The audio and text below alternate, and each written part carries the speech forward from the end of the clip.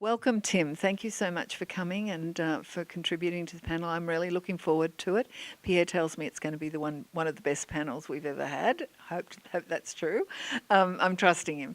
And I wondered if you could tell me what led you to be focused and interested in the FinTech area. What is your particular passion in that? A complete accident, not by design whatsoever.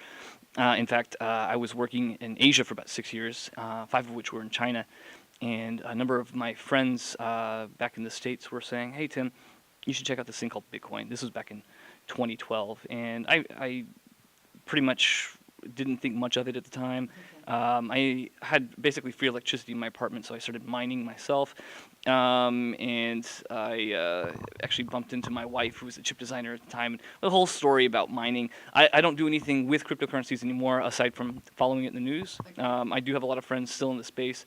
On the cryptocurrency side, the company I work for and the primary activities I work on are on the enterprise side.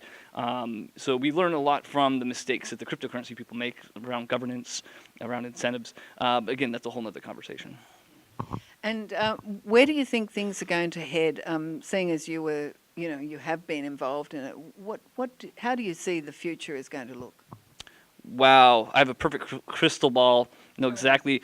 No, so. Everyone's got a different perspective. Sure. So I think you're going to have a lot of retail investors burned on the cryptocurrency fad, and there's zero accountability, almost no legal recourse that they have in tracking down any of the people participating in, say, ICOs.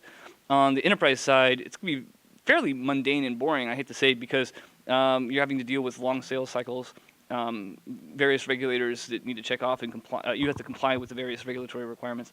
So you on the one hand, you have a lot of drama going on with the cryptocurrency world, a lot less drama on the enterprise world, but it's an enterprise play that actually will have long-lasting revenue being generated, in which you actually have recurring monthly and annual subscriptions to whatever enterprise service there is, whereas the cryptocurrency world is going to be one and done. There's not actually a recurring business model aside from just holding coins and hoping they go up in value.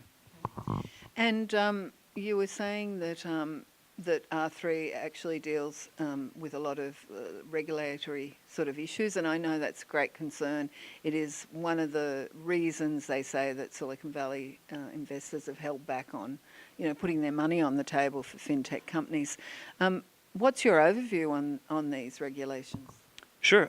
So there's a saying in China that the emperor's far away and the mountains are high, so you could kind of ignore them. And I think that's a perspective that many people in the valley have too, and I think it's going to get them in trouble because as much as they dislike regulatory entities or regulators, they're not going to disappear. They have a function. They're going to continue doing what they do.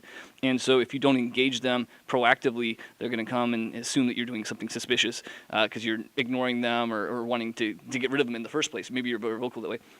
We took a completely different tack. Number one, we're not doing anything with cryptocurrencies. But number two, all of our members that we work with, we have roughly over 80 different institutions we work with. They're all highly regulated institutions, so we have to engage with regulators. In fact, we have multiple regulators that are involved with us. We're working with the Central Bank of Canada, Singapore, and Hong Kong on building central bank digital currency. So again, a whole other world that we live in, and we learn from the mistakes of people trying to ignore regulators from the cryptocurrency world.